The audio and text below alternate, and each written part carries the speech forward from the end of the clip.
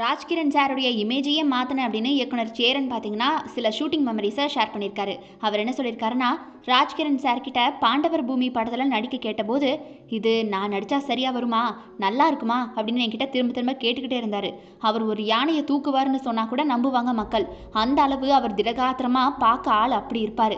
ஆனால் அப்படி பார்த்த ஒரு ஆளை ஒரு அண்ணனா நிதானமுள்ள ஒரு கதாபாத்திரத்தில் நடித்தா நம்புவாங்களா அப்படின்னு என்கிட்ட சந்தேகமாக கேட்டார். ஆனால் அந்த படத்தில் 4 பேர் அவருடைய தோள் மேலே ஏற வச்சு அப்படியே தூக்குவார் பாருங்க. அந்த சீனை நான் வேணும்னு தான் வச்சேன். ஏன்னா ராஜ்கிரண் தூக்குவாருங்கிற நம்பிக்கை மக்கள்கிட்ட அதிகமாக இருந்துச்சு. அப்படி தான் நான் மக்களை நம்ப வச்சேன். அவர் இமேஜை எந்த வகையிலையுமே குறையாமல் அந்த படத்தில் நான் வச்சேன். அந்த கதாபாத்திரமும் அதுக்கு கரெக்டாக பொருந்தி வந்துச்சு. அந்த படத்துக்கு அப்புறம் தான் அவருடைய இமேஜ் அப்படியே மாறுச்சு. அப்புறம்தான் பாலா அவரை வச்சு நந்தா பண்ணார். அதன் பிறகு அவர் அப்படியே தன்னை மெருகேற்றிக்கிட்டாரு மறுபடியும் அப்படின்னு இயக்குனர் சேரன் தெரிவிச்சிருக்காரு.